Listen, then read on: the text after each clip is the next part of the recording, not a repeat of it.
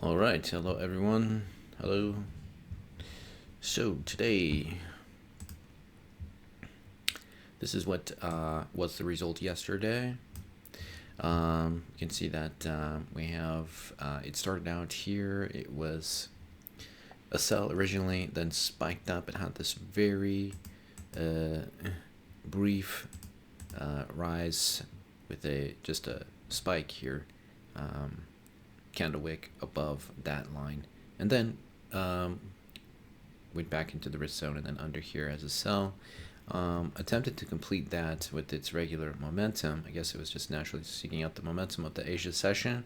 There wasn't anything there. You can see right here by this candle wick, and then or this counter shadow, and then continued in with the momentum that it had to down to almost hit this target, but turns out that it did not have that much momentum, so it returned back up into these trend resistances, into this risk zone, and attempted a buy, but also didn't have that momentum, as we also probably indicated earlier, right here, right, by this shadow. So this is just like a bigger shadow. And then it just floated into the risk zone, back into the risk zone as it did last time. So really yesterday there was nothing there. You may have tried to sell here and then buy here and then sell here and then buy here. So really it was just nothing there yesterday. I didn't trade this, so I don't. That probably would have, if you were scaling into each direction, then you may have lost a substantial amount of money. And it's only not every day wins is a winner, so that's just how it is. And we're going to see what tomorrow is like. All right, so let's do that. Okay, so as it looks today, there's a thick resistance here, upper resistance, and this makes an excellent risk to reward.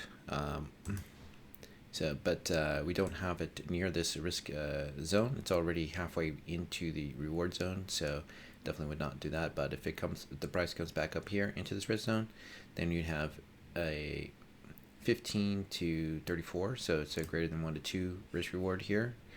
Using this as the reward region, this as the risk region. If it goes above this line, then you can use that as a buy, and then this as the stop out. And if it continues, this would be target 1 and this target 2. You can use this as a greater target 2. This has a reward region, and if it crosses under here, you can choose either to target this for 80 pips to 36, which is also greater than 1 to 2. Or you can use the entire risk region here, which is 53 to 80, 50 to 80, which is still about a greater than 1 to 1, about a 1 to 1.3 or something. But typically I would probably just use this. I would use scaling and then target 80 to as a reward, pips as a reward, and then the risk 36, which is greater than 1 to 2, like a 1 to 2.5 or something. The top of this as the stop. So I see one of two things happening. Either it will cross under here, where then we'll target this and use this as a reward, and this as the risk zone here, and this as the stop out, or it will come up to this point, and if it does, then we'll use this as the stop out and this as the risk zone, and then this as the reward. So it's either going to be a sell from here, or it's going to be it's going to be a sell from here with this as a risk, or it's going to be a sell from here to here with this as the risk. Alternatively, if it comes up, like I said, if it comes up at this price, then it's going to be no limit. It's going to be in 1 ADR from the low, and then this will be the risk zone right here, and then to 1 ADR, whatever that is. Currently this is a low here, So one ADR would be, for example, about this point, so 90 pips. So if it's targeting that point, yeah, that's still a very good up to the ADR range. But this has the LOD.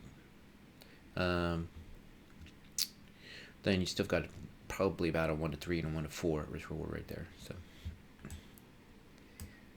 okay, that's it. Let's see what happens tomorrow.